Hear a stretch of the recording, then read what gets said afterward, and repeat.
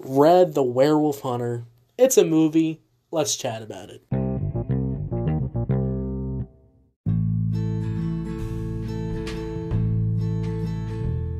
You're listening to episode 5 of Let's Chat Movies. How about you sit down? How about you crack open a beer? How about you just sit down and listen to the episode? Go on a walk. Go on what you gotta do. I don't know what you need to do, but Lord mighty, we got a good episode for you, so stay tuned, stay down, whatever.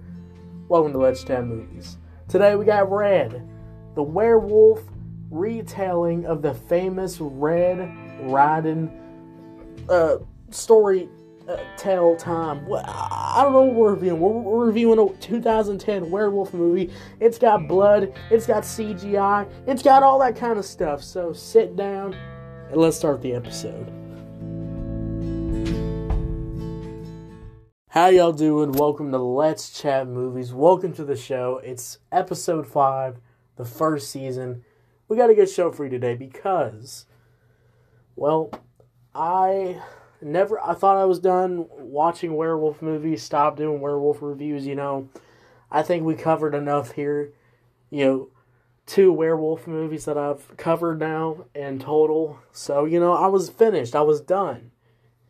And then this movie caught my mind. It's a TV film. I don't know what TV show it was. It's a TV show similar to the back in the day. They had the Supernatural. They had all these, kind of supernatural type shows and stuff like that. Well, there was a show like that, but it was about werewolves. And this movie is a TV film of that. You don't have to watch the show. I don't think so. And today we're going to be reviewing Red, the Werewolf Hunter. This is supposed to be a Red Riding Hood retelling, even though it has nothing to do with Red Riding Hood. I don't know why that's in the big bold description. It makes no sense at all. So, the plot of this movie is simple. The modern-day descendant of Little Red Riding Hood brings her fiancé home to meet her family, reveal their occupation as werewolf hunters. But after he's bitten by a werewolf, she must protect him from her family. Which, I don't know why that's at the end, because I'm going to tell y'all something. That doesn't happen. The family doesn't turn on each other or nothing. Now, the one brother's like, yo, you should have let me kill him. He's really distant. But let me be honest with y'all.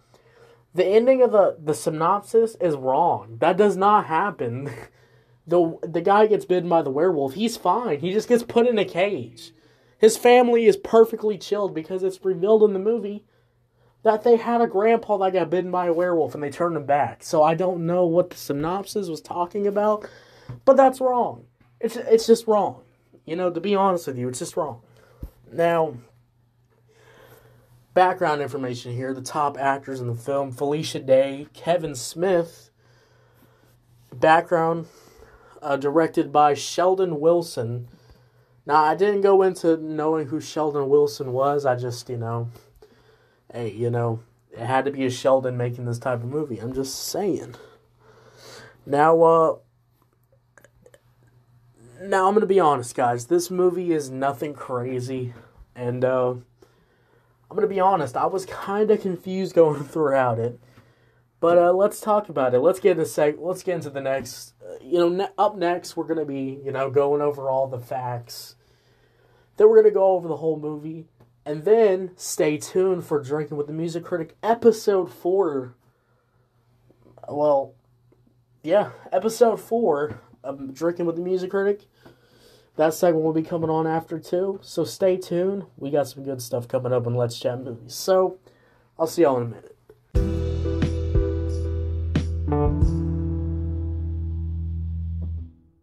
Greg Burke, who also plays a werewolf hunter in the film, also played a werewolf in the TV series Bitten. And Felicia Day and Kevin Smith have both starred on the television series Supernatural. So yeah, this had some connections back in the day with Supernatural and Origins and all those type of werewolf vampire shows. This all was kind of connected into that. So let's go over the whole movie. Now the movie starts out pretty quick. All right, we're on Little Red Riding Hood right now. She's in the cabin. The grandma's telling her a story. A storm goes off, and then bam, everything is going crazy.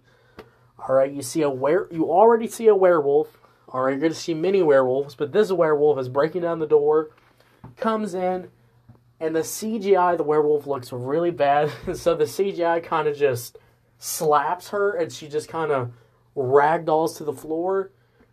Blood is covered all over her neck, her face, all that stuff, and the Red Riding Hood. I don't know how she lived, but she was staying on top of the stairs, kind of in the basement kind of sense, but kind of up top, kind of attic-like.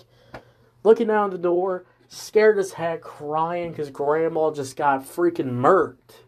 But you think she got murked? No. She kills the werewolf, and then she gets murked. Alright, then she's not around. Then she's dead. This whole beginning scene's very generic, very TV-esque-like, very TV budget-like. The scenery just looks bad. The atmosphere of the whole thing doesn't feel like it's like back in the past. It feels like this is some like this feels like some like cottagecore kind of like.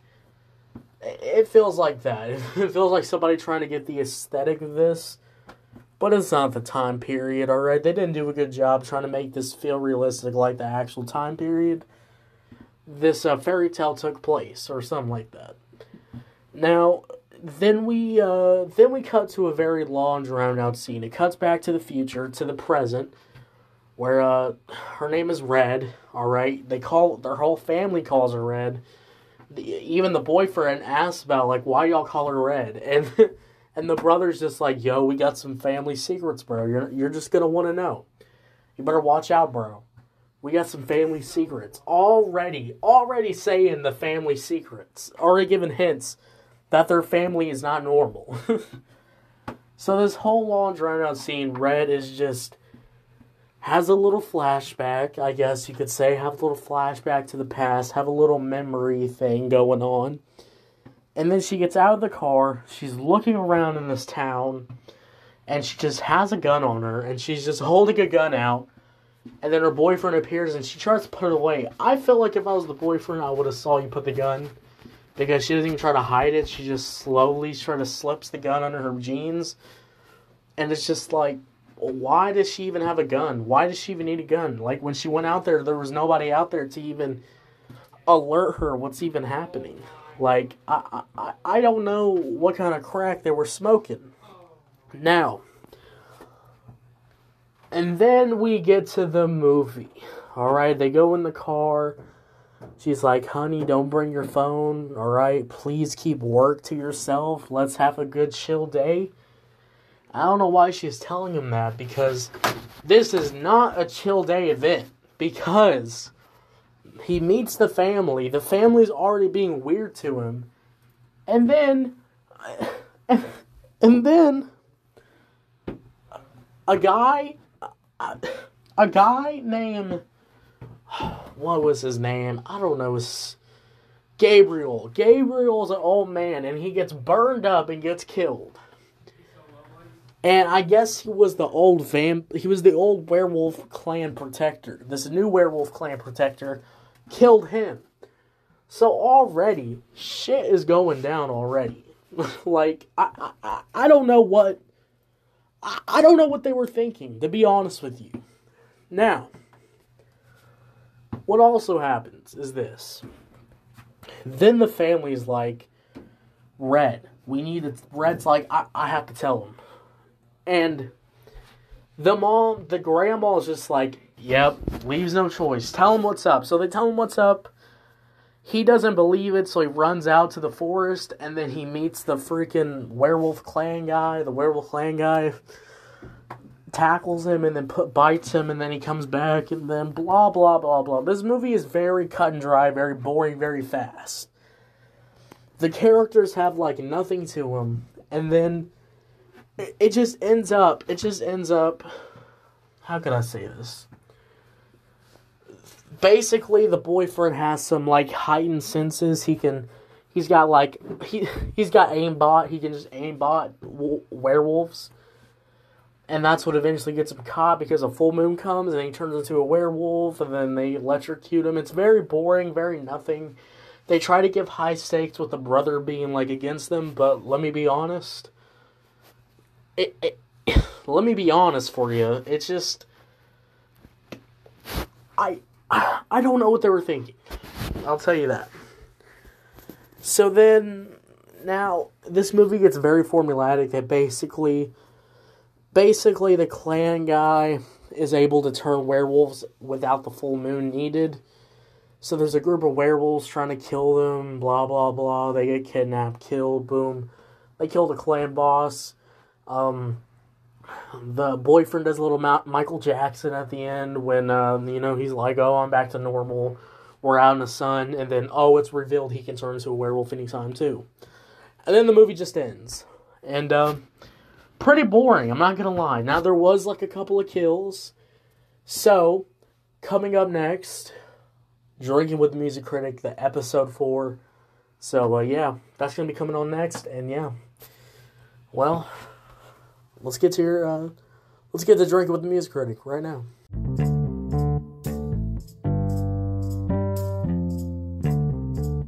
Well, I'm back, you're back, and we gotta talk about the top kills in this movie called, I just got done watching The Red Werewolf Hunter. Alright, I was told I need to watch this movie, don't even know why.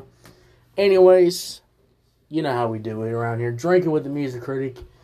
Alright, we'll go over the kills and you take a sip of coffee. Or whatever beverage you desire. I don't make the rules in your household. You make the rules. So, let's get this started. The first kill starts off in the very beginning. The grandma gets slaughteredly gosh darn dang killed. Alright, it's like... The kill looks really bad. The werewolf looks really bad. I mean, Lord mighty, I don't even know what in the gosh darn dang... Were they even thinking? The second kill that happens in the movie is where Gabriel, the guy gets killed. Alright, it's a pretty whatever death. You don't know who kills him at first, but the main werewolf guy killed him. His death pretty much sucks. He just shows up and he's already dying and then he melts away. The next death that happens in the movie is where they go hunting for werewolves. You see one of the guys kill a werewolf, one of the main people. I forgot his name. It doesn't really matter. He's a cop guy. He gets infected, whatever. He shoots a werewolf, and he's like, oh, I feel it. I love it. Another kill that happens in the movie is, I think a few werewolves get killed, and then the main guy gets killed. That's all that's in this movie. Kind of whatever. I mean, not much to drink about this time. But, if you did it responsibly, if you did it good, you could have got a few shots in. Or a few shots of coffee. Alright, we talk about coffee. Anyways, I'll let you get to the final thoughts and, what you like, what you dislike, whatever. We'll move on. Anyways, thank you so much for listening. And I'll see y'all later.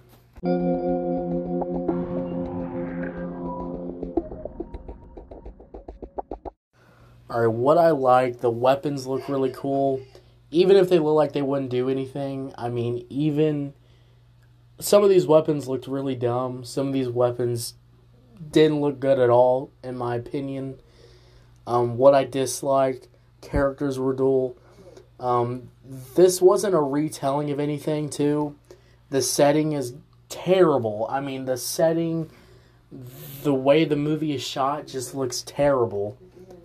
And the CGI is some of the worst CGI I've seen on one of these movies. The werewolf CGI looks really bad. The blood on the CGI looks really bad. The deaths with the CGI looks really bad. When they get burned up, the CGI looks really bad. Overall, the CGI is really bad. Overall, this is a pretty boring movie. It's a bad 2010 movie. I'd probably give this like a 2 out of 10. So 2 out of 10. What'd y'all think about it? Did you love it? Did you hate it? I don't know. Let me know. Thanks so much for listening. And I'll see you on Thursday or Friday.